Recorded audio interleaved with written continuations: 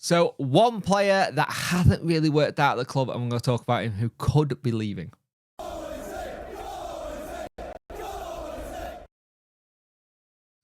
Hello and welcome to this video. You could like, share and subscribe to the channel. I'd much appreciate it. Liking out the algorithm, sharing gets in front of people's faces, and subscribing lets me know you like the channel. Hit that notification bell to let you know when video go live. Hit and just do all the good stuff. So Sheffield Wednesday attacker Mallik Wilks. I did a short on this yesterday, but I thought it now deserves a main video on it, kind of thing, because it's interesting. Shorts don't do as well as I want them to do, sadly. So I'm working on that. I'm working on my short form strategy content, and I'm trying to find a good balance of it. Anyway, Wilks hasn't had the greatest time at Wednesday, let's be honest, since he came in 2022. And he very rarely managed to get a place in the squad. And he didn't really help much last season. And I think the idea of him going elsewhere would be good for him. And to get him back playing regularly once again. I believe he's in his last year of his contract as well. Now, here's the thing. It's one of those things where you look at Wilks. Wilks have got a lot when he does play, and when we've seen him play at Hull. There've been spells where you've gone, okay, it looks okay, but when he first came in, I think he had a knock, so he's had to do that. He's had a lot of issues outside of football to deal with as well. He could leave on a permanent or even a loan. Now, it'll be interesting where Danny Rule sees him. And he may want to have a look at him, see what he can do in pre-season before a decision is made. Because you've got to remember, he's not been seen properly by Danny. Kind of, so he's seen bits of spells of him. And I got this thing, if we do keep him, he got to perform this season. If he stays, he has got to put in the performance of his life, be a regular in the team and play consistently. That's something we haven't seen out of a Mallik Wilks. We get a consistent Mallik Wilks, then fantastic. I'm all for it. You get a consistent player who wants to play, who helps us in the attacking third. Great. The problem is, can he do that in a Wednesday shirt? And let's be honest, the verdict on it at the minute is no.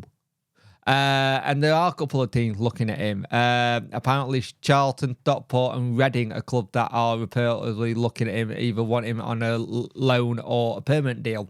And it's annoying because I thought there was a really good player in Wilks from what I'd seen in the past. And for whatever reason, it's just not worked out here.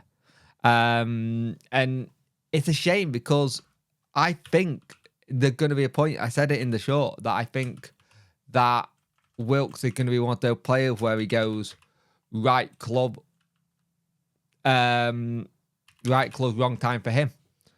And I really do believe that. Like, if you actually look at his stats for playing for Wednesday, he played 15 appearances last season. And I think most of them were from the bench. So he played 15 appearances this season. He played 16 the following season. When he was at Hull, he only played 1 in the Championship. And then he played 20 for Hull in the Championship. And then if you look at League One, he played 44 times for Hull. And since that 2020-21 season, he barely played any games at all. And some of that is due to injury. Some of that, again, is due to stuff that's going on in his personal life. If one of the clubs come for him and go, hey, we really want you to play for Wednesday. I like the idea of you being here. And you could probably turn around and go, okay, yeah, okay, I'll let you go, kind of thing. And if this means it frees up a space for, say, a Paveda or a Dembele or a Ajara, then great. And it's an interesting one because, like I said, I really wanted this one to go through. I did so many videos on him saying that he was going to be coming in. I think this is what started the transfer part of my coverage that season because I enjoyed doing it. So we will see what happens with it. But at the end of the day, some players work out, some players don't work out, and that's the nature of football. And I hope there's a resolution to this after pre-season. I don't want it to happen before. I think he deserved to have a pre-season with Danny and Danny see what he can do. And if then Danny goes, yeah, this ain't working, and we start in August, and he goes, this ain't working, this is what we're doing, done. Then I go, okay, fair enough. Danny's seen what he's seen and doesn't want to use him, kind of thing. Because I think that then gives him a fair shake under Danny then.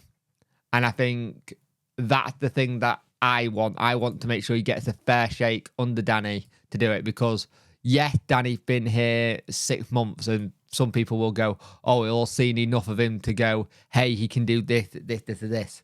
He's not seen him properly play in a game, like for 90 minutes, because whenever he has, he's come very close to being like, right, I'm ready to be fit, I'm ready to go, and then all of a sudden, he's had another injury. And I don't think we can keep injury players on the books all the time and try and do it. Ones who don't perform regularly. Like, if you look at Windass has got a thing. Yes, he's been injured, but when he had turned up, he's properly turned up and done really, really well for us. And that's the difference. You know what you're getting from Windass. With Wilks, you don't. But you got to remember, he's only 25. He's still got a whole lot of his career to go. I personally think he should go back to Donny. Go play on the Grant McCann, who got the best football out of him ever. The best football he played was under the Grant McCann team. If he really wants to go and prove it, go to League 2, smash League 2, then go to League 1, smash League 1, and then take Donny to the Championship. And I know a lot of Doncaster fans would want him back in a heartbeat. They will want him back in a heartbeat because they know what Grant McCann can get out of him. And I was hoping Darren Moore was going to get that, and for whatever reason, it just never worked out. At one point, he had really good stats, and it was like he's like appearances to goal was, I think it was 12 appearances, 5 goals, and a couple of assists. But that was in League 1. That was in League 1, and we've not seen a single thing out of him. So 15? He's had 15 appearances this season and 2 yellow cards. In League 1 last season, it was 16 appearances, 1 goal, 5 assists. 5 assists that he got. So he did show that he can help out a little bit. But that's all we've seen from him. And he's been here 2 seasons now, because he came in the season we went up. And in that, he was barely played. He barely played. He was on the bench for Preston and Norwich. Wasn't in the squad for West Brom or Bristol. That's when he was at Hull. Wrong section. Let me try again. So this season, he was on the bench for Southampton. Wasn't in the squad for most of the games. Sunderland, Swansea, Middlesbrough, Ipswich, League, Cardiff, Preston, Hull. He played 14 minutes versus West Brom, 29 minutes versus Huddersfield, 28 versus Watford, 25 versus Plymouth away. That was the first game that Danny came into. He played 64 minutes. He got 64 minutes versus Birmingham, so kind of thing. And he came on in that 37-minute. But he'd never really done anything. And it's a shame. He got a goal versus Cardiff, didn't he, in the FA Cup? I remember that. He got a goal versus Cardiff, but that wasn't it.